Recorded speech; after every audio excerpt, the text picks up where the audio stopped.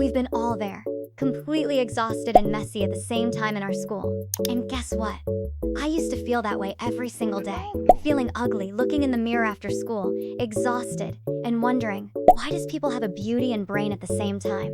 And here I am lying on my bed burning out. I'm going to share the exact 15 powerful daily routine that I wish someone told me sooner.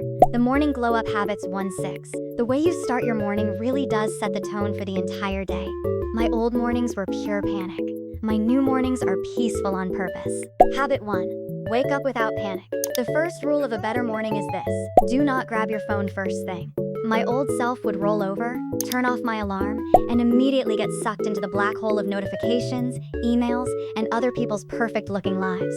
It pulled my mind out of its calm, sleepy state and threw it straight into a world of noise and comparison before my feet even hit the floor. I was starting my day reacting to everyone else's agenda, and it left me feeling anxious and overwhelmed. When you wake up late or stressed, you start the day already feeling like you're losing a race. That feeling doesn't just disappear. It follows you to school, making every little challenge feel bigger and every small setback feel like a catastrophe. So, I started waking up without the panic. I set my alarm just 15 minutes earlier than I absolutely have to. It's not a drastic change, but it's enough time to avoid that frantic rush. I put my phone across the room, so I physically have to get out of bed to turn it off. For those first few minutes of the day, I don't let the outside world in. I just focus on being present. This small buffer of quiet time is a gift I give my future self every single morning. Habit 2. Stretch first, not scroll first. After hours of sleep, your body is naturally stiff and dehydrated. My first instinct used to be to curl up and scroll through social media, but I realized my body was craving gentle movement, not more stagnation. When I'd skip stretching, I felt heavy and slow. My brain would stay in that foggy, sleepy mode for way too long. Ignoring my body's need to wake up gently meant I was carrying that physical tension and mental fog with me into the day, making it harder to focus from the very start. Now, the first thing I do is a simple 1-minute stretching routine. This isn't a full yoga session or an intense workout. It's incredibly simple. I stretch my neck from side to side, I roll my shoulders back and down, I reach my arms up as high as I can, and then I bend down to touch my toes, feeling the stretch in my back and legs dot. It takes less than 60 seconds, but the effect is immediate dot. It sends a powerful signal to my body and brain that the day has begun. It's a tiny act of kindness that helps wake me up more effectively than a jolt of caffeine. Habit 3. Face wash, moisturizer, sunscreen. This simple, 3-step process is my quiet self-care reset. For a long time, I saw skincare as something extra, something you only do if you have time or care a lot about your appearance. I'd rush through it or, more often than not, skip it altogether on busy mornings. But when you see this step as frivolous, you miss the point entirely. It's about taking a deliberate moment for yourself before the day's demands take over. When I skipped it, I never quite felt fully put together. It was a small thing, but it subtly chipped away at my confidence. So, I started treating this like a non-negotiable step. I wash my face with cool water to wake myself up, use a simple moisturizer to feel fresh, and always put on sunscreen, a crucial habit for long-term skin health. This little routine has become a moment of mindfulness. It's a physical act that tells my brain, I am getting ready to face the day and I am worthy of this care. It's a grounding moment of calm that sets a positive tone. Habit 4. Eat a breakfast that actually gives energy. I used to be the queen of skipping breakfast or grabbing a sugary cereal bar on my way out the door. I thought I was saving time, but I was actually stealing focus and energy from my future self, setting myself up for failure. A breakfast loaded with sugar gives you a quick, deceptive spike of energy, which is always followed by a hard crash. For me, that crash would hit right around second period.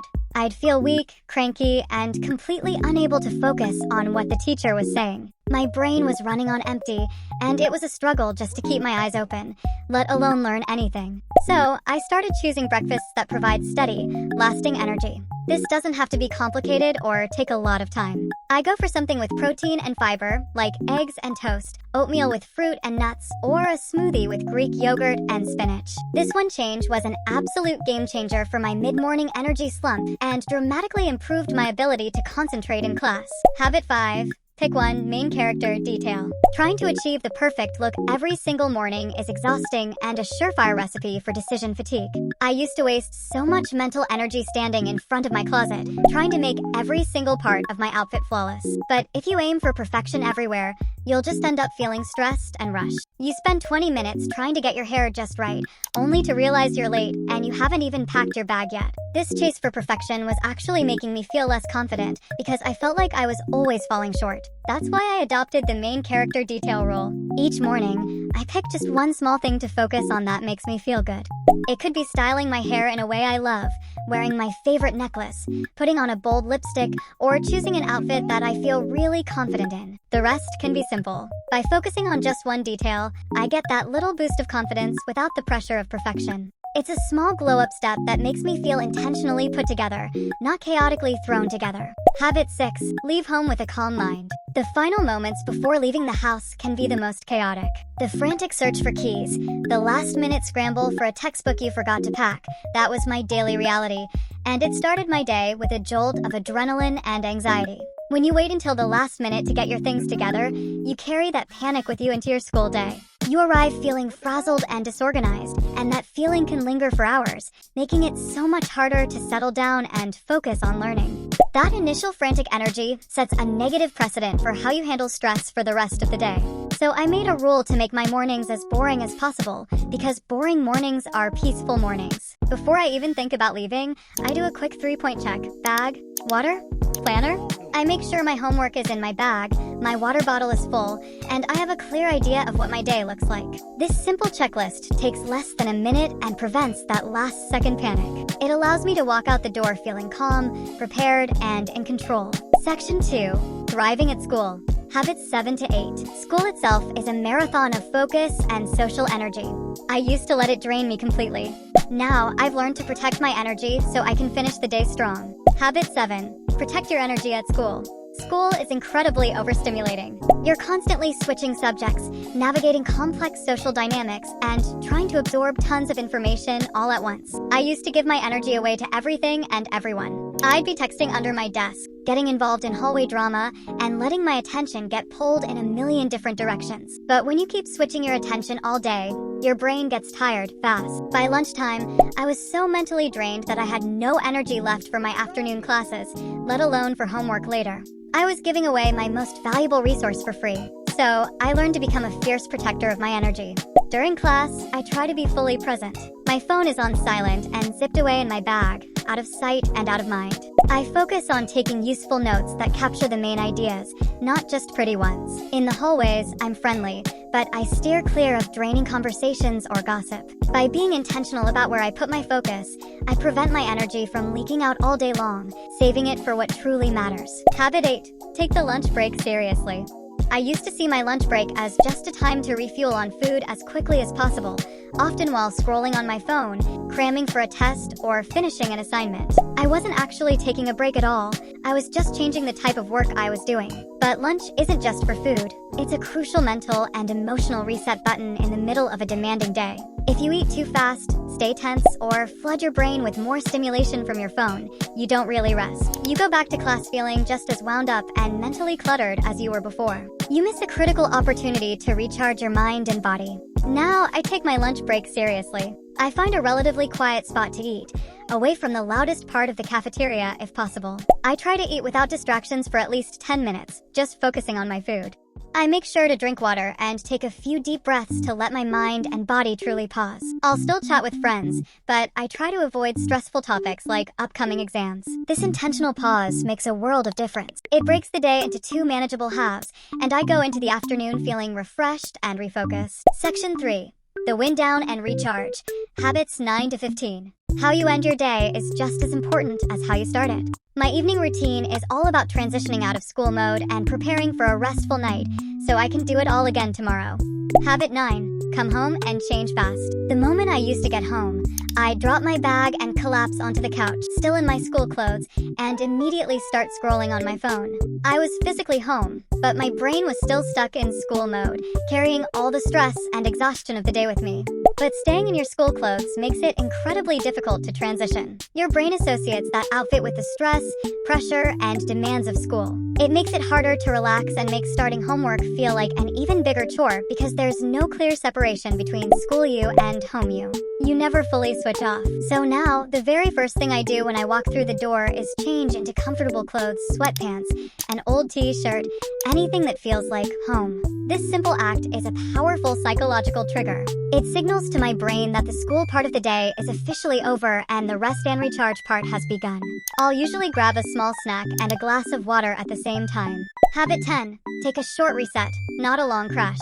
After a long school day, the temptation to take a long nap or watch reels for hours is huge. I used to give in all the time, telling myself I deserved a long break after working so hard. But a long, unstructured break often turns into a crash that ruins the rest of your evening. A 3-hour nap can leave you feeling groggy and disoriented, that awful feeling of nap inertia, and it pushes your homework so late that you end up rushing before bed. What started as a well-deserved break becomes a new source of stress and late-night anxiety.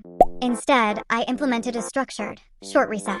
I set a timer for 20 to 30 minutes. During this time, I do whatever I want to truly relax, listen to music with my eyes closed, read a book for fun, stretch, or just lie down quietly. It gives me permission to fully disconnect without the risk of accidentally losing my entire afternoon. This short, intentional rest acts as a bridge between the tiredness of school and the focus needed for the evening. Habit 11. Do homework before motivation disappears. The classic student struggle. I'll do it later. I told myself this every single day. I thought my motivation would magically appear at 9 p.m. after a few hours of relaxing, but spoiler alert, it never did. Motivation doesn't just show up, you have to create it. Later almost always means with more stress. When you put homework off, you're not really relaxing anyway. A cloud of guilt and anxiety hangs over your head, making your break feel less enjoyable. And when you finally do start, you're more tired, your focus is worse, and you're far more likely to rush and produce sloppy work. So, I started my homework soon after my short reset, when my brain is recharged, but hasn't fully slipped into lazy evening mode. I use a focused work block, like 45 minutes of deep work with no distractions, followed by a 10-minute break. During that work block, my phone is in another room and all notifications are off. This structure makes starting so much less intimidating. And usually, completing that first focus block gives me the momentum I need to keep going. Habit 12. Study for future tests, not just today's task. Most students, including my past self, operate in survival mode. We only focus on the homework that's due tomorrow, the quiz we have on Friday, the essay that's due Monday. This creates a constant, exhausting cycle of panic and cramming when big tests or midterms come up. But if you only ever do what's immediately urgent, you're always just putting out fires. The future just feels like a looming panic attack you're trying to ignore. You never feel ahead, and your grades depend on your ability to cram at the last minute, which is a stressful and highly ineffective way to truly learn and retain information. So, after I finish my homework for the next day, I dedicate one more short, focused study block to the future. This could be 25 minutes of reviewing notes from last week's biology class, making flashcards for a history test that's in 2 weeks, or working on a long-term project. This habit of proactive studying, even in small doses, is a total game changer. It builds a foundation of knowledge over time, so when exam season comes, you're reviewing, not learning for the first time. Habit 13. Move your body before your mind gets stuck. After sitting all day at school and then sitting again for a couple of hours to do homework, my body and mind would start to feel flat, stiff, and unmotivated. The thought of doing anything else productive felt impossible. Sitting for hours on end is physically and mentally draining. It makes you feel sluggish, and that physical stillness often leads to a mental rut where your thoughts feel stuck and uninspired. It's hard to feel good or motivated when your body has been inactive for so long. So, I make a point to move my body every single evening, even if it's just for 20 minutes. This isn't about an intense, grueling workout. It can be a brisk walk outside while listening to a podcast, dancing around my room to a few of my favorite songs, or doing a quick yoga flow from a YouTube video. For me, this movement serves as a powerful mental reset. It clears my head, boosts my mood, and shakes off the stagnant energy from a day of sitting, making it easier to tackle my remaining tasks or simply enjoy my evening. Habit 14. Create a night routine for a softer mind. My old night routine was just scrolling on my phone in bed until my eyes couldn't stay open anymore. I'd fall asleep with a head full of random information, other people's drama, and a lingering sense of anxiety. I'd wake up feeling like I hadn't really slept at all. If you go to bed with a messy room and a messy mind, you're setting up your next morning to be chaotic. The blue light and anxiety from your phone can disrupt your sleep quality, and the visual clutter of your space can create a subtle sense of stress that ensures you wake up already feeling behind. My night routine now is about creating a calm and soft end to the day. I do another quick face wash. I spend 5 minutes tidying up my space, putting clothes away, clearing off my desk, putting books back on the shelf. This creates a peaceful environment to wake up to. Then, I take a few minutes to journal, writing down anything that's on my mind, worries, to-do lists, good things that happened, just to get it out of my head and onto paper. This routine is about decluttering my mind and my environment so I can get truly restful, restorative sleep. Habit 15. The last tip, prep tomorrow before bed. This is it.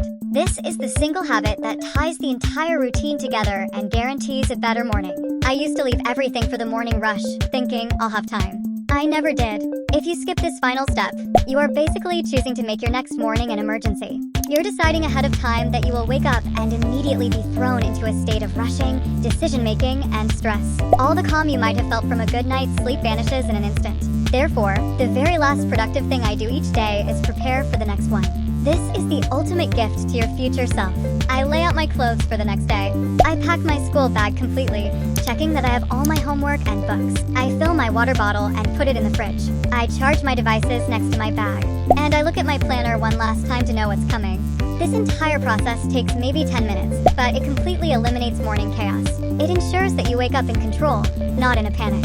Want to master Chinese study method that feels illegal to know in minutes? In my latest video, I show you the top 3 mistakes to avoid and how to actually get results. Hit that video on the screen and let's get started.